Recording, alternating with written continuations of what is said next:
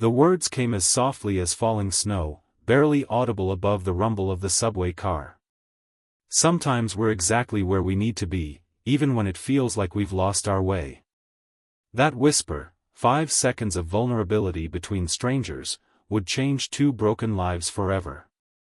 If you've ever felt lost or wondered if coincidences are really something more, this story might just restore your faith.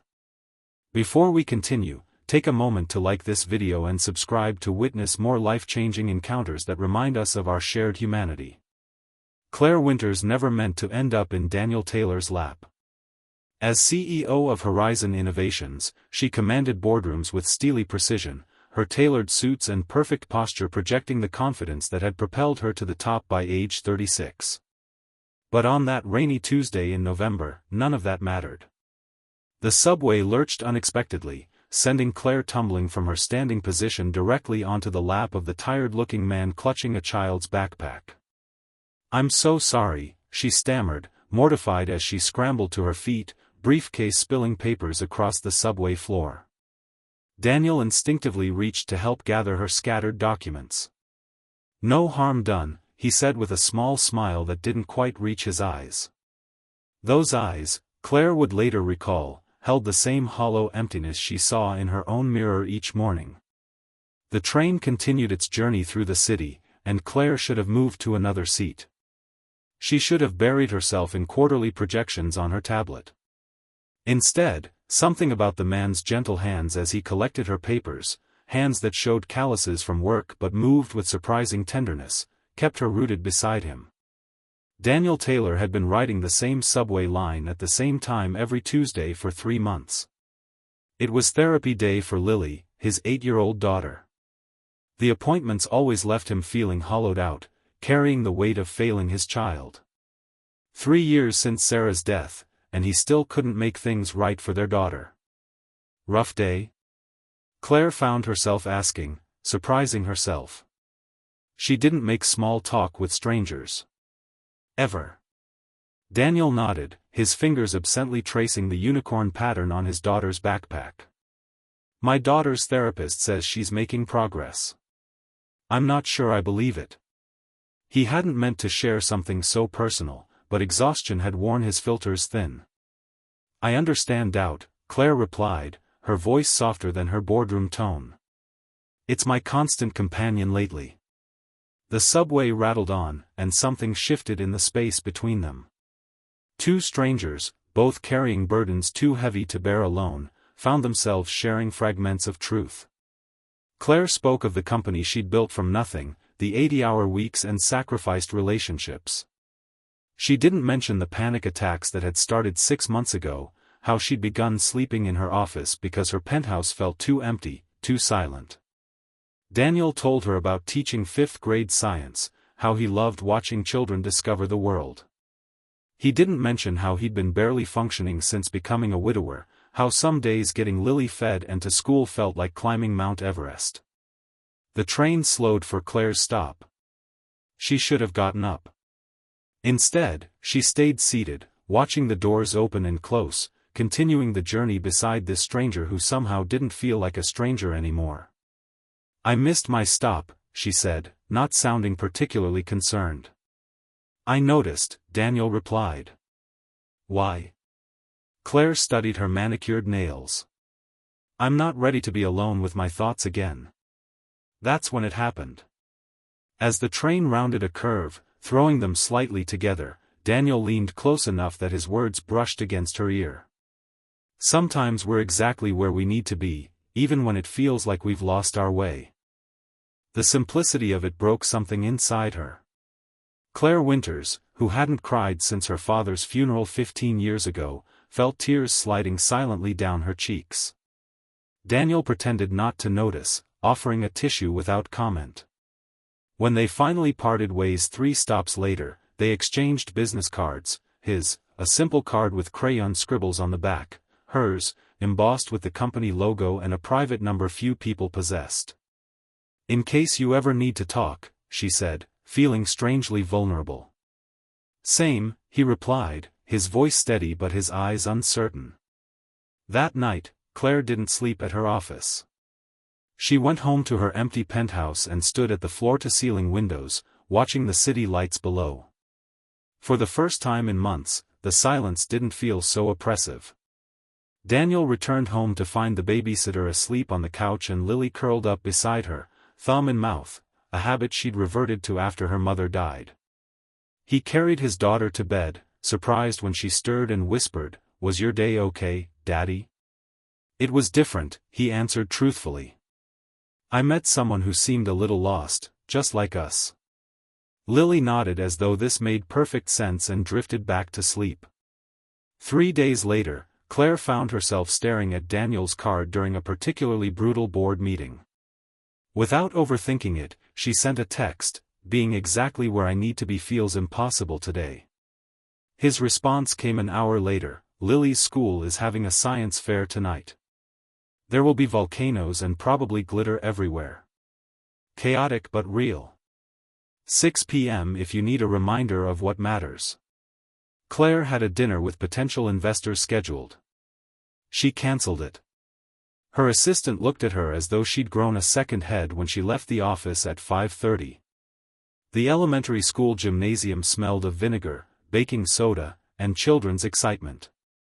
Claire stood out dramatically in her designer suit among parents in jeans, but the moment Lily spotted her father and came running, Claire understood why she'd come. "Dad! Dad! My volcano got second place." Lily's face was flushed with pride, her eyes, so much like Daniel's, sparkling with genuine joy. Daniel's entire demeanor transformed as he knelt to hug his daughter. "That's amazing, Lil. I knew all that hard work would pay off." Claire watched the interaction, feeling simultaneously like an intruder and a witness to something precious. When Daniel spotted her, surprise and something warmer flickered across his face. "You came," he said simply. "I canceled dinner with Japanese investors," she replied, as if this explained everything. Daniel introduced her to Lily as a new friend who works with very important people, and Lily immediately bombarded her with questions about whether she had a corner office and if she ever fired people like in the movies. Claire found herself laughing genuinely for the first time in what felt like years. "I have fired people, but never by shouting, 'You're fired,' dramatically." "That's disappointing," Lily declared, before dragging them both to see her volcano. Something shifted that evening. Claire, who had built walls around herself brick by careful brick, felt them beginning to crumble in the face of Daniel's quiet strength and Lily's uninhibited curiosity. When Claire offered to drive them home, Lily fell asleep in the back seat within minutes, exhausted from excitement. In the quiet darkness of the car, Daniel spoke just above a whisper. "Thank you for coming. It meant a lot to both of us." Claire gripped the steering wheel tighter. "I should be thanking you. I almost forgot what it feels like to experience real joy, not just satisfaction at meeting targets." "Lily has that effect on people," Daniel said, glancing back at his sleeping daughter. "She's so much like her mother, finds beauty in everything." The mention of his late wife hung between them. Claire wanted to ask but didn't know how. Daniel seemed to understand. "Breast cancer. 3 years ago. It was quick, 6 months from diagnosis to..." He couldn't finish the sentence. Claire found herself sharing in return. "My fiancé left 2 weeks before our wedding. Said he loved the idea of me more than the reality. That was 5 years ago. I've been building the company ever since, telling myself it was enough." Daniel nodded. "We find ways to keep moving forward. But sometimes it feels like running in place," Claire added. "Exactly." When they reached Daniel's modest townhouse, Claire helped carry the sleeping Lily inside. The home was cluttered but warm, science books mixed with fairy tales, a piano covered in framed photos, mismatched furniture that somehow worked together. It was everything her sterile penthouse was not. "Would you like some tea?" Daniel asked after tucking Lily in. Claire surprised herself by accepting. She couldn't remember the last time she'd simply sat with someone without an agenda or objective. Weeks passed, and a strange pattern emerged. Claire, who had always defined herself by her work, found herself leaving the office at reasonable hours twice a week. Sometimes she joined Daniel and Lily for dinner at their home. Other times, she met Daniel for coffee after he'd dropped Lily at school. The company didn't collapse. In fact, with Claire sleeping better and approaching problems with renewed perspective, Horizon stock rose 15% that quarter. Daniel, meanwhile, found himself laughing again. His fellow teachers noticed the change, how he'd started bringing creative energy back to his classroom. Lily's therapist remarked on the positive changes in the little girl's drawings: more colors, less black. It wasn't all smooth sailing. Claire still had panic attacks, though now she would call Daniel when she felt one approaching, and his steady voice helped ground her. Daniel still had nights when grief overwhelmed him, when he would text Claire at 2 a.m., and she would respond immediately, sometimes just sending silly memes until he felt the darkness recede. 3 months after their subway encounter, Daniel invited Claire to Lily's birthday party. It was a small gathering, just a few of Lily's friends and their parents, most of whom regarded Claire with curiosity. "Are you Lily's dad's girlfriend?" one particularly bold mother asked while they watched the children decorate cupcakes. Claire felt heat rise to her cheeks. "We're friends. Good friends." The woman nodded knowingly. "That's how it starts." Later, as Claire helped clean frosting from every conceivable surface in Daniel's kitchen, she found herself wondering what exactly they were to each other. Daniel seemed to read her thoughts. "You're thinking too loud," he said, bumping her gently with his hip as they stood side by side at the sink. "Just processing being mistaken for your girlfriend by the PTA gossip committee," Claire replied with forced lightness. Daniel's hands stilled in the soapy water. Would that be so terrible? Claire's heart raced in a way no boardroom confrontation had ever triggered. "I don't know how to be anything other than CEO Claire Winters anymore. I'm not sure I remember how to be just Claire." Daniel dried his hands and turned to face her. "I think just Claire is extraordinary. She's the one who shows up for science fairs and birthday parties. She's the one who sends me terrible jokes at midnight and talks Lily through her math homework with more patience than I could ever muster." Claire felt tears threatening. "I'm scared," she admitted. "I built my life around never needing anyone again."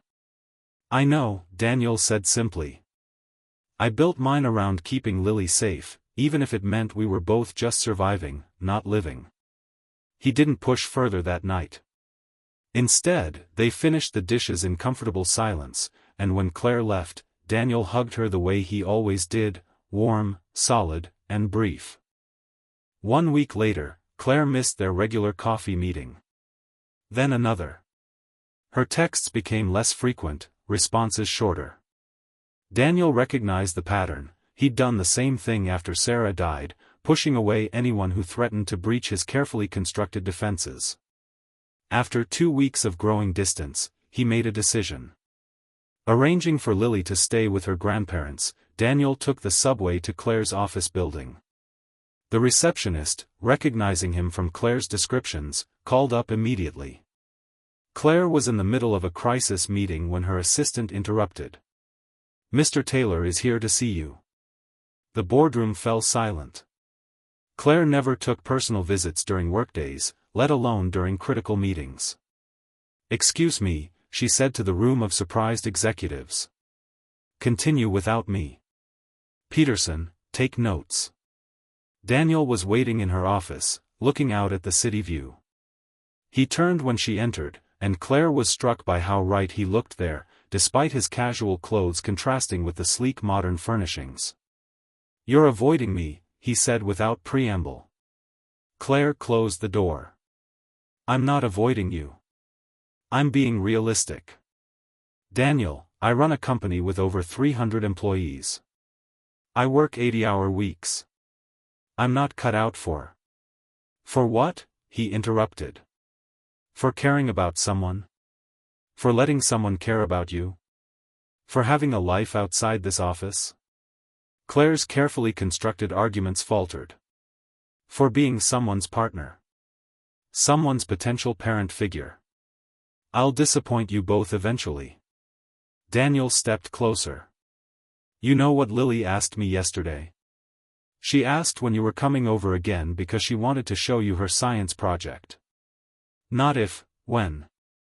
Because somehow, in just 3 months, you've become someone she counts on. Claire felt the panic rising. That's exactly what I'm afraid of. I don't know how to be that person. Yes, you do, Daniel said firmly. You already are that person. You're just afraid to admit it because it means being vulnerable. Claire turned away, struggling for composure. I can't do this now. I have a meeting. Claire, Daniel's voice was gentle but insistent. The day we met on that subway, do you know what I was thinking about? I was thinking about quitting, everything. My job, trying to be a good father, just existing. I was drowning. Claire turned back, shocked. You never told me that. Because after I whispered those words to you, words Sarah used to say to me whenever I doubted myself, after I saw them resonate with you, something changed for me too. I remembered that connections matter. That sometimes the universe puts people exactly where they need to be. Claire's carefully maintained composure cracked. I'm terrified of needing you. Both of you. I know, Daniel said. I'm terrified too. But I'm more afraid of going back to just existing. He reached for her hand, and Claire didn't pull away. I'm not asking for promises. I'm just asking you not to run because you're scared. We can figure it out together, one day at a time. In that moment, Claire realized she had a choice. She could return to her safe, controlled existence, successful but hollow, or she could step into uncertainty with this man who had somehow slipped past all her defenses. One day at a time, she repeated softly, squeezing his hand. 6 months later, Claire still ran Horizon Innovations, but she'd implemented changes that shocked the business world. She'd established a 4-day workweek for all employees, started a daycare center in the building, and hired 2 co-presidents to share her workload. Her board had initially balked, then watched in amazement as employee productivity soared and turnover plummeted. Daniel continued teaching, his passion for education reignited. Lily's nightmares became less frequent, and she stopped sucking her thumb. The 3 of them developed their own rhythm, dinner together most nights, weekend adventures, and space when needed. They weren't a conventional family, but they were healing together. Claire learned to build Lego sets and help with homework. Daniel learned to enjoy symphony performances and art galleries. Lily thrived in the expanded world they created together. 1 year to the day after their subway meeting, Claire and Daniel returned to that same subway car, at the same time, intentionally standing in the same spot. Why are we doing this again? Claire asked, feeling somewhat foolish. Daniel smiled that smile that now fully reached his eyes. Because sometimes we need to remember where our journey began. As the train lurched around the same curve, Daniel whispered in her ear, just as he had that first day, sometimes we're exactly where we need to be, even when it feels like we've lost our way. This time, Claire whispered back, and sometimes losing our way is how we find what we really need. Their story wasn't perfect. They still had disagreements, still battled their individual demons. But they had learned that healing isn't about erasing the past, it's about creating space for a future you never imagined possible. Sometimes, the most profound connections begin with a chance encounter and a whispered truth. And sometimes, healing comes not from finding someone who fixes you, but from finding someone who makes you brave enough to fix yourself. If you found meaning in Claire and Daniel's journey, remember that connections matter. The person sitting next to you on your commute, standing behind you in line, or passing you on the street, they all have stories, wounds, and wisdom. Sometimes, the healing we need is just a conversation away. Thank you for watching. Don't forget to like this video and subscribe for more stories that remind us we're never truly alone in our struggles. Until next time, may you find yourself exactly where you need to be.